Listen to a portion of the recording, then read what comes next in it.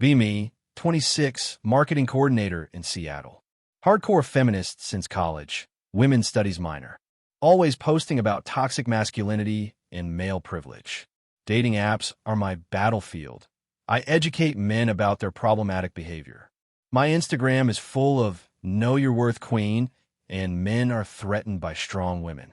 Have a podcast called Deconstructing the Patriarchy with 2K followers. Most of my content is roasting men who can't handle independent women. Best friend Emma is same energy. She's got 50K TikTok followers. Makes videos about how men need to step up or step out. We spend Friday nights swiping through dating apps together, rating men's profiles and screenshotting the worst ones for content. Our group chat is called Male Tears Collectors. We genuinely believe we're doing important social justice work. One night scrolling through Bumble, see this guy Jake, 28, software engineer. Decent looking, has dogs, normal job. His bio says, just looking for genuine connection, tired of games. Emma rolls her eyes. Red flag. He's probably a nice guy TM. A match with him anyway, planning to educate him about his privilege. Figure I can get some good content out of this. Jake messages first. Hey, love your hiking photos. Where was that taken? Genuine question, no pickup line. I respond, but keep it dry, waiting for him to mess up. He asks thoughtful questions about my hobbies. Doesn't immediately ask for my number or suggest meeting. Actually seems interested in getting to know me as a person. This is confusing. Where's the toxic masculinity I can call out? Week of decent conversation. He suggests coffee. I agree, but bring Emma as backup to witness his inevitable problematic behavior. He shows up on time, pays for his own coffee without making a big deal. Asks if we want anything else, doesn't insist on paying for us. Emma whispers he's love-bombing you. Classic manipulation. But Jake seems genuinely nervous, asks good questions, listens to answers. He mentions he's been single for 2 years, says modern dating is exhausting and feels like a job interview. Emma immediately pounces, maybe because you're not bringing enough to the table. Jake goes quiet, nods politely, says, you're probably right. I should work on myself more. I'm waiting for him to get defensive or argue. Instead, he just agrees and changes the subject. After Emma leaves, Jake and I keep talking. He mentions he used to be more confident, but dating apps destroyed his self-esteem. Says he gets maybe one match a week. Most don't respond. When they do, conversations die after a few messages. I'm thinking, good. Men need to understand what women go through. But something about how defeated he sounds bothers me. He shows me his dating app stats. Greater than 3,000 right swipes, 12 matches in 6 months. 8 of those matches never responded. 4 conversations that died after basic small talk. 0 dates until me. I'm shocked. He's not ugly or creepy, just average. Ask him what he thinks is wrong. He shrugs. I'm 5 feet 8 inches, make decent money, but not rich, pretty boring, I guess. Start asking more questions about his experience. He pays for premium on 3 different apps, $80 per month total. Spent $200 on professional photos that barely helped. Rewrote his bio dozens of times based on online advice. Even paid for dating coaching that told him to be more alpha. When that didn't work, tried being more sensitive and feminist-friendly. Nothing worked. Women just weren't interested. He pulls up his Hinge profile, shows me the thoughtful responses he writes to prompts. They're actually good, funny, and genuine. But his stats are brutal. 2% match rate. I'm getting uncomfortable because this doesn't fit my narrative. In my head, men are drowning in options while women struggle. But Jake seems more lonely and rejected than any woman I know. Ask him about his friends' experiences. He laughs bitterly. What friends? Most guys I knew gave up on dating entirely. Says his college buddy Marcus hasn't been on a date in 3 years. Another friend, Alex, only matches with bots and OnlyFans promoters. His roommate Chris got a match, went on 1 date. Girl spent the whole time on her phone, then ghosted him. Chris deleted all his apps and says he's done trying. I'm starting to feel weird about this. My whole worldview is that men have it easy and women have to fight for respect. But Jake seems more defeated than entitled. He's not angry at women or spouting incel rhetoric, just quietly accepted that he's not good enough for anyone. This isn't the toxic masculinity I came here to document. We end up talking for 3 hours. He tells me about his hobbies: rock climbing, cooking, reading. Volunteers at an animal shelter on weekends. Has a close relationship with his mom and sister. Sounds like a decent human being. But he talks about himself like he's fundamentally flawed, like he needs to apologize for existing. When we're leaving, he says, "Thanks for actually talking to me." Most women seem bored within 10 minutes. Ask what he means. He says women often seem like they're interviewing him for a job he's not qualified for. Like they're mentally checking boxes, and he fails most of them. Height, income, social status, Instagram followers. He just doesn't measure up to their standards. Drive home thinking about our conversation. Text Emma. Jake might actually be a good guy. She responds, "Girl, don't fall for the manipulation. They're all the same. But I can't shake the feeling that something is off about my assumptions. This doesn't match what I've been preaching about male privilege in dating." Decide to do some research for my podcast. Start reading men's perspectives on dating forums. Holy shit, the statistics are brutal. Greater than 80% of women swipe, right on only 4% of men. Average guy gets 0 to 1 matches per week on apps. Women receive 100x more likes than average men. Suicide rates for single men are skyrocketing. Find studies about dating app economics. Apps make money by keeping men desperate and swiping. They literally suppress men's profiles unless they pay for boosts. The whole system is designed to extract money from lonely men. Women swipe through dozens of attractive options daily. Men fight for scraps of attention. Read about hypergamy and how women typically date up. Most women won't date men shorter, poorer, or less educated than them. But women now out-earn men in cities and have advanced degrees. The pool of acceptable men is shrinking while standards rise. Meanwhile, men are told their struggles are just toxic masculinity. Start looking at the numbers differently. 1 in 3 young men are virgins compared to 1 in 8 women. Young men report more loneliness and depression than any time in history.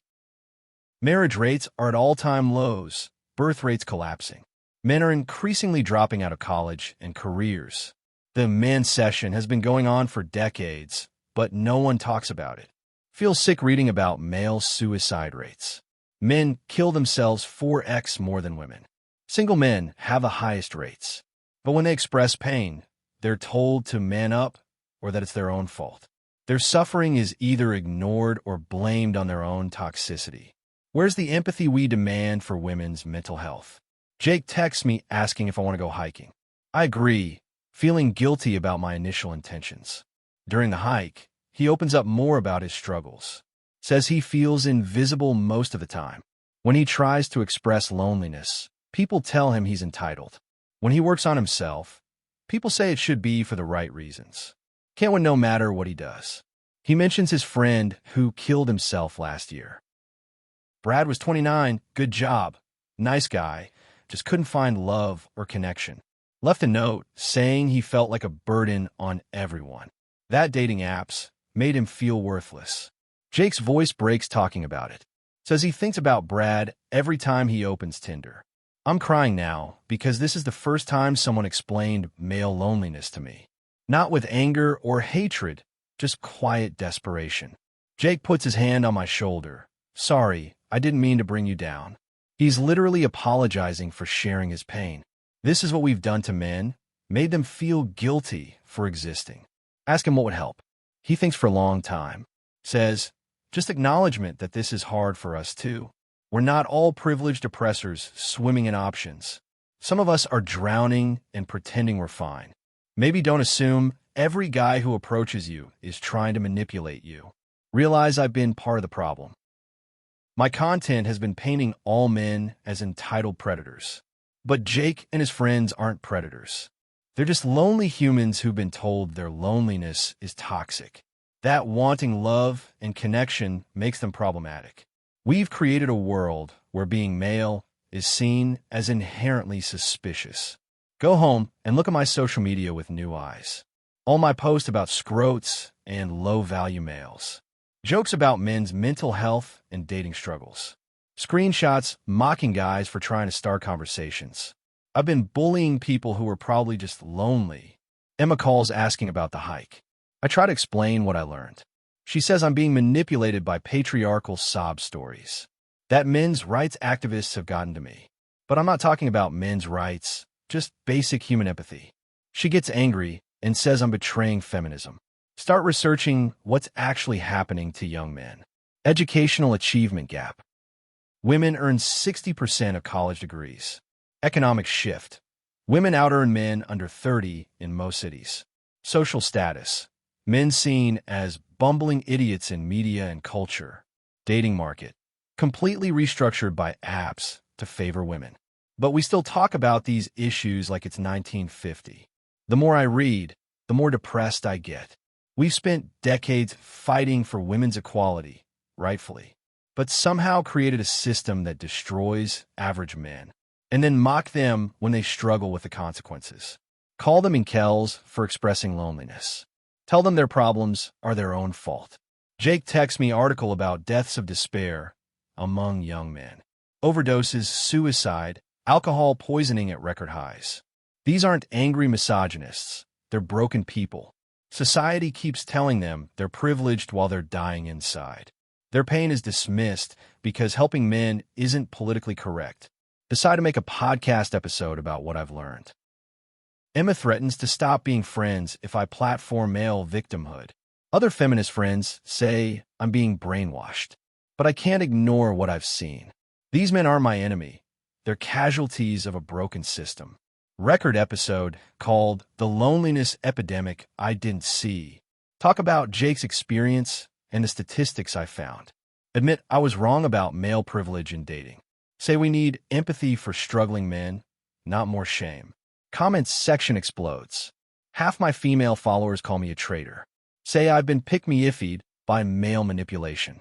That I'm setting back feminism by centering men's feelings.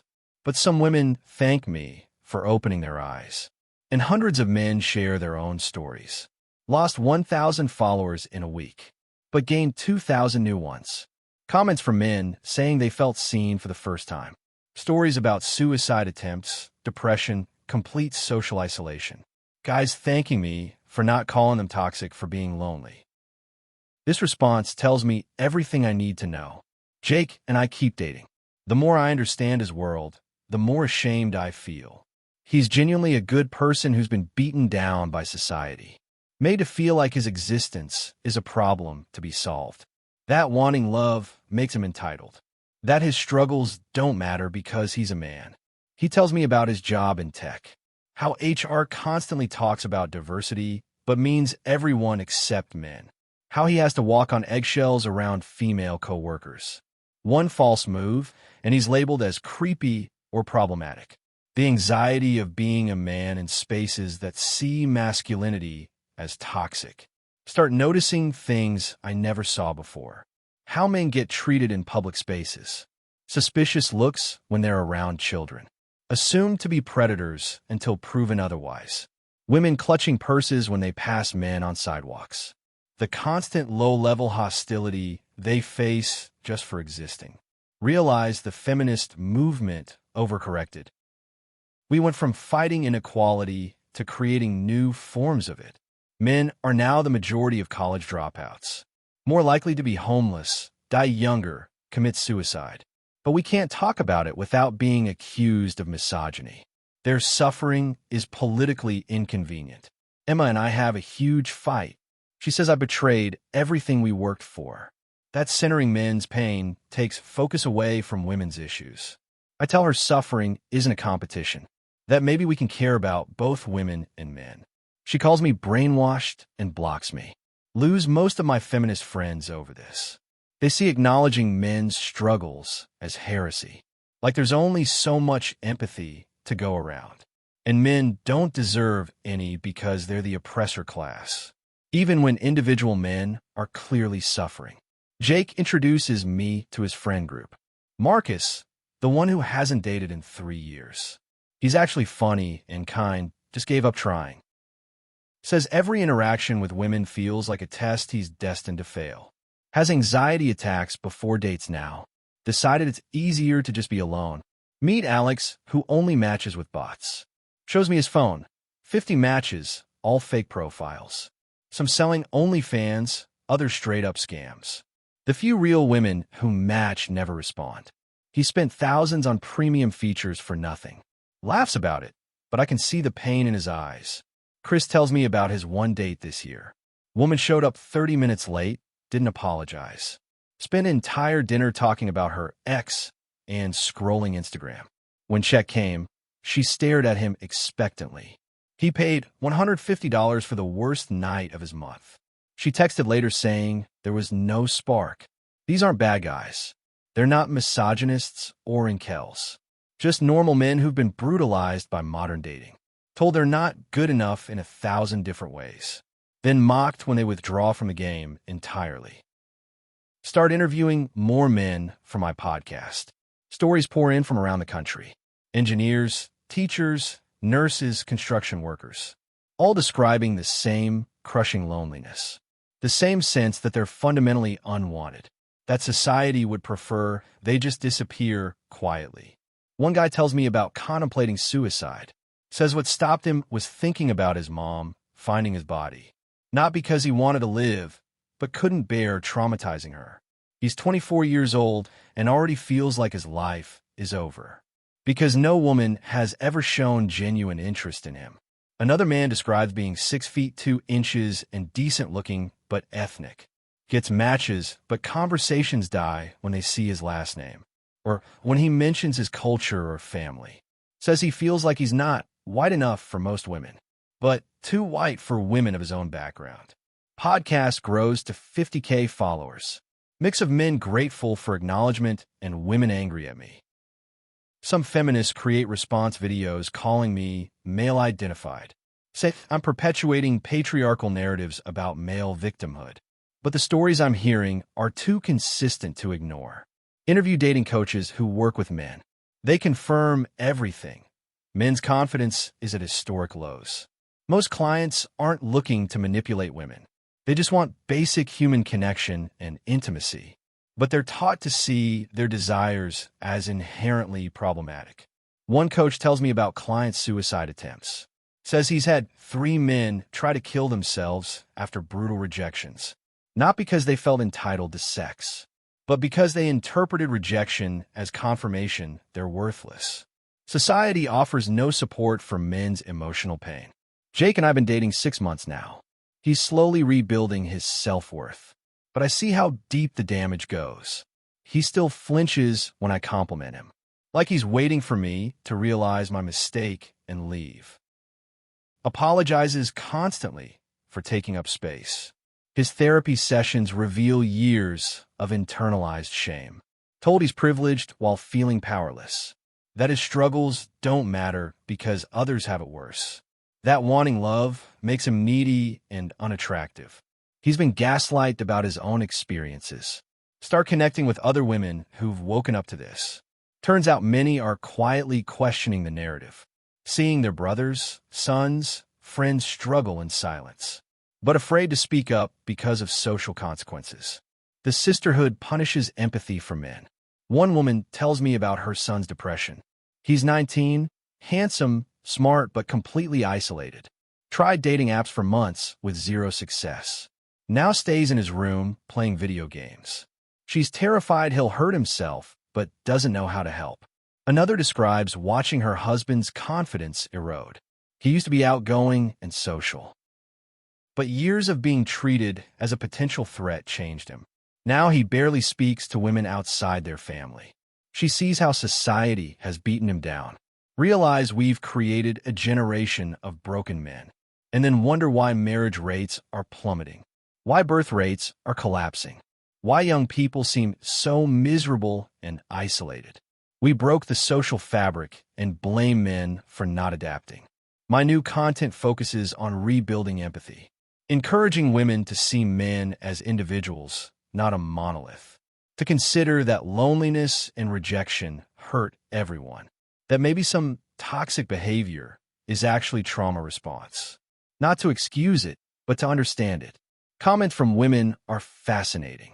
Many admit they never considered men's emotional experiences, that they assumed all men had endless options and confidence.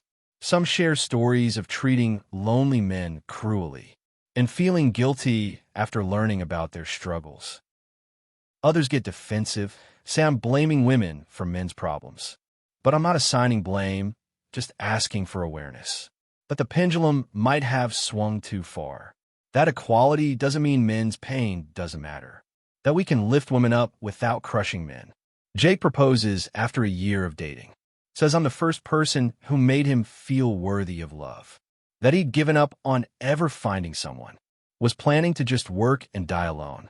I cry thinking about how close I came to missing this. Wedding planning reveals more gender dynamics. His friends are shocked anyone wanted to marry. Like they can't believe a woman chose one of them. My friends, the few I have left, seem confused. Can't understand why I'd settle for an average guy. Realize this is the core problem.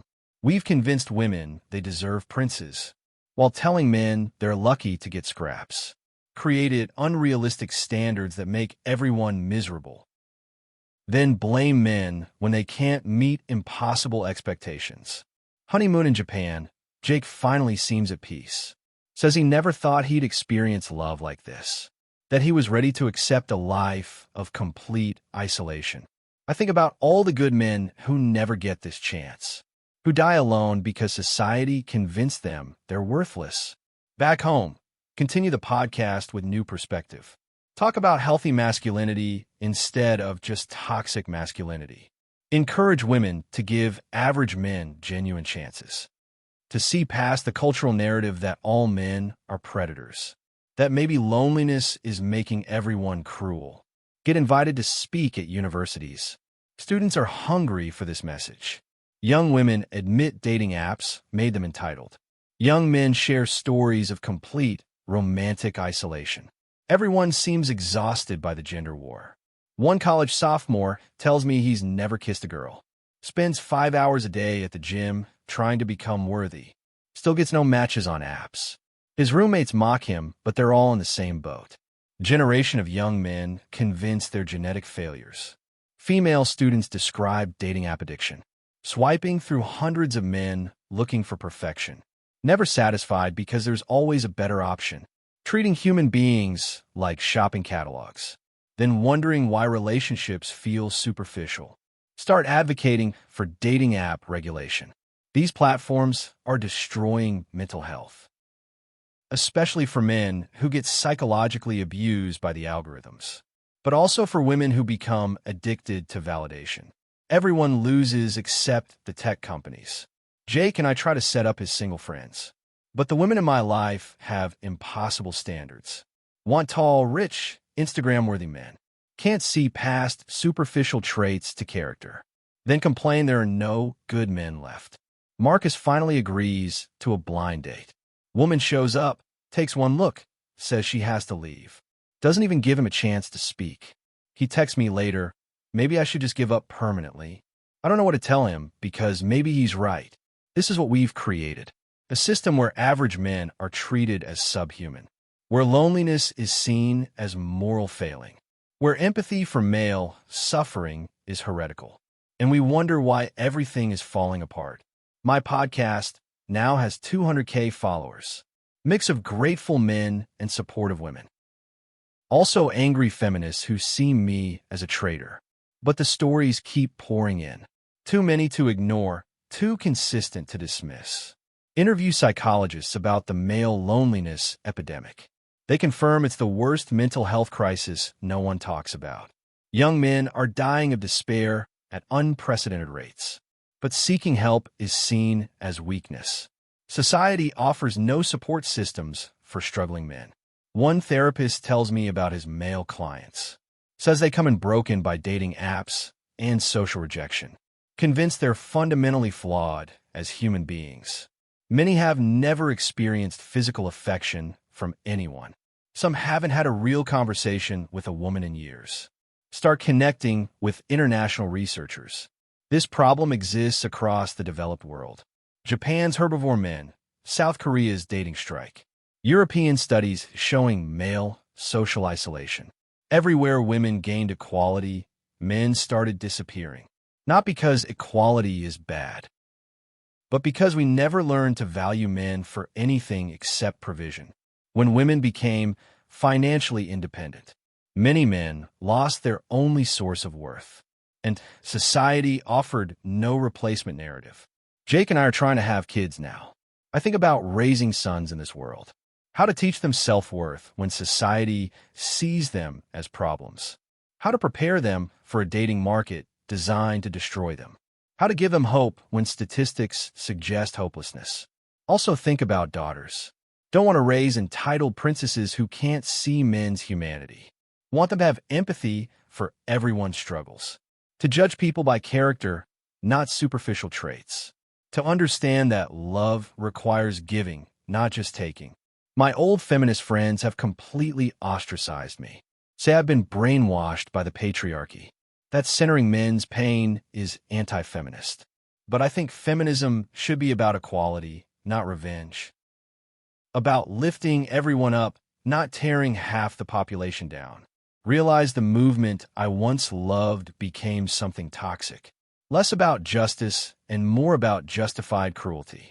Using historical oppression to excuse present-day callousness. Creating new hierarchies instead of dismantling old ones. This isn't the equality I signed up for. Jake's transformation has been incredible to watch. From broken, apologetic shell to confident partner. But it took one person believing in him. Seeing his worth when society told him he was worthless. How many good men never get that chance? End each podcast episode the same way. Men, your struggles matter and your pain is real. Women, these are our brothers, sons, and partners. Maybe it's time to remember we're all human beings. And loneliness doesn't care about your politics. No, I'll never be accepted by mainstream feminism again. But I've seen too much to go back to ignorance. The statistics are clear, the suffering is real. And maybe admitting we got some things wrong is the first step toward actually fixing them. Looking back, I understand why men have lost hope. We told them they were privileged while they were drowning, mocked their loneliness and called it entitlement, created systems that crush their spirits, then wondered why they stopped trying. If you're a woman reading this, I have one request. Try to see the men around you as individuals, not representatives of historical oppression. Some of them are struggling more than you know, and maybe your empathy could save a life. Because behind every bitter internet comment, every withdrawn guy who stopped approaching women, every man who gave up on love entirely, is someone who just wanted to be wanted, and society convinced them they never would be. The hope isn't lost, but it's fading fast, and we're all going to have to decide. Do we want to be right, or do we want to be happy? Do we want revenge, or do we want love? The future depends on how we answer.